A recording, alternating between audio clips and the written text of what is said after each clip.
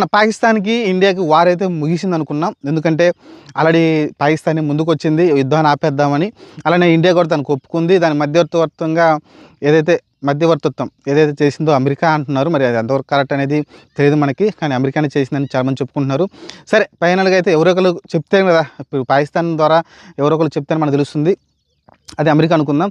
సరే, 5 గంటలకైతే కాల్పుర విరమణ అయితే చేసుకున్నాం. కానీ కుక్కతొక్కర వంకలాగా ఎలా అయితే ఉంటుందో సేమ్ పాకిస్తాన్ బుద్ధి అలానే బయటపడిందండి. ఎందుకంటే 5 గంటల తర్వాత యుద్ధ విరమణ జరిగిన తర్వాత మళ్ళీ వీళ్ళైతే అటాక్ అయితే చేయడం చూసాం. డ్రోన్లో LOC ఏదైతే ప్రాంతం ఉందో ఆ ఏరియాలో సామాన్య ప్రజల మీదకి అయితే డ్రోన్లు అయితే పంపించడం చూసాం. అక్కడ ప్రజలను అయితే భయభ్రాంతులు అయితే కలగడం చూసాం. మనమైతే ఓవరాల్గా పాకిస్తాన్ వంకర బుద్ధి మళ్ళీ నిరూపించుకుందండి. ఎందుకంటే వాళ్ళే ముందుకు వచ్చారు యుద్ధం ఆపేద్దామని. మరి అలాంటప్పుడు వాళ్ళే మళ్ళీ ఏదైతే మనం మాట్లాడుకున్నాం యుద్ధ విరమణ గురించి వాళ్ళే ఉల్లంఘించారు. కాబట్టి ఇంకా ఇండియా నాలిసి తగ్గకూడదండి. ఎందుకంటే ఇండియా ఒక ఛాన్స్ ఇచ్చింది. ఎందుకంటే యుద్ధం వల్ల ఎవరికి ఉపయోగం ఉండదు, ఖచ్చితంగా నష్టమే ఎక్కువ జరుగుతుంది. కాబట్టి నాలిసి నరేంద్ర మోడీ గారు దీని గురించి ఆలోచించారనుకున్నాను. ఎందుకంటే నేను యుద్ధం విరమణ జరిగిన తర్వాత వీడియో పెడదాం అనుకున్నాను.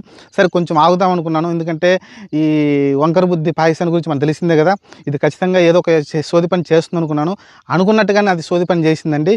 ఎందుకంటే ఇండియా అలర్ట్గా ఉంది, అది ముఖ్యమైన విషయం. ఎందుకంటే ఇండియా అలర్ట్గా ఉంది. వాళ్ళు చెప్పినంత మాత్రాన, యుద్ధ విరమణ చెప్పినంత మాత్రాన మన సైనికులందరినీ పంపించేసి ఎయిర్ బేస్లన్నీ తీసేసి సైలెంట్గా ఏం లేదు. ఖచ్చితంగా ఇండియన్ ఆర్మీ అక్కడే ఉంది, అలానే ఎయిర్ ఫోర్స్ అక్కడే ఉంది. సైలెంట్గా ఉన్నారు అంతే, కానీ అలర్ట్గా ఉన్నారు. అది చాలా పనికొచ్చింది. లేకుంటే చాలా దారుణం అయితే జరిగిపోయి ఉండేది పాకిస్తాన్ వంకర బుద్ధి వల్ల.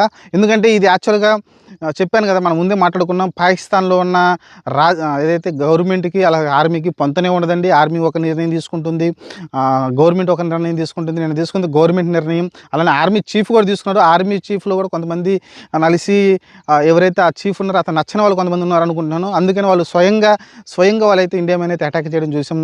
LOC పైన అయితే ఇది ఖచ్చితంగా తీవ్రంగా పరిగణించాల్సిన విషయం. ఖచ్చితంగా దీనిపైన అయితే భారత్ అయితే మళ్ళీ ఇంకొక ఛాన్స్ ఇచ్చింది. యాక్చువల్గా నేను పాక్ POK ఆక్రమించుకుంటారు ఈ సిచ్యువేషన్లో అనుకున్నాను నేను, కానీ అది సాధ్యం కాదేమో. ఎందుకంటే